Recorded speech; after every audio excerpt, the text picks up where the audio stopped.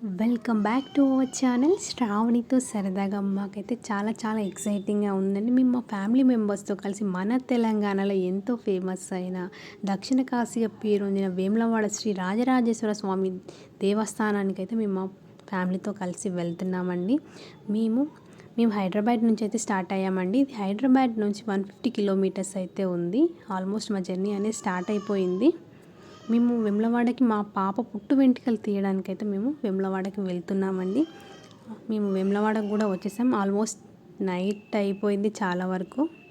మేము వెళ్ళేసరికి 7:30, 8 అలా అయినట్టుందండి. ముందు వెళ్తున్న వెహికల్ని చూస్తుంటే మా చిన్ననాటి జ్ఞాపకాలు అయితే మాకు గుర్తొచ్చాయండి. అలా అందరం కలిసి వెహికల్లో వెళ్తూ మాట్లాడుతూ మొత్తానికైతే మెయిన్ టెంపుల్ దగ్గరికి అయితే వచ్చేసాం కదండి. మెయిన్ టెంపుల్లో కన్స్ట్రక్షన్ జరగడం వల్ల టెంపుల్ మొత్తం క్లోజ్ చేసేసారండి. చూస్తున్నాను కదా, మా పాప పుట్టు వెంట్రుకలు అనేది తీస్తున్నామండి. తను చాలా అంటే చాలా ఏడ్చిందని, అంతలా ఏడుస్తుందని అస్సలు ఎక్స్పెక్ట్ చేయలేదు. చాలా అంటే చాలా బాధ అనిపించింది తను అంతలా ఏడుస్తుంటే.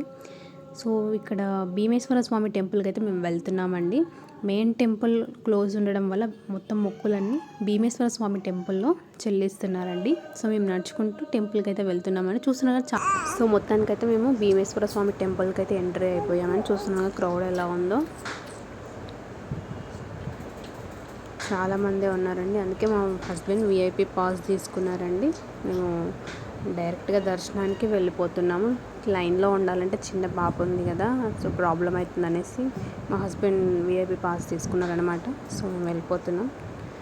కోడెమొక్కులు అనేవి మొత్తం ఇక్కడే చెల్లించాలండి భీమేశ్వర స్వామి టెంపుల్లో.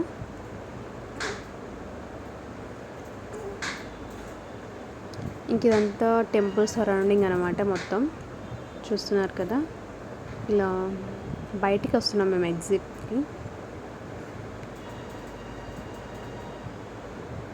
చాలా అంటే చాలా డెవలప్ అవుతుంది కదా వేములవాడ.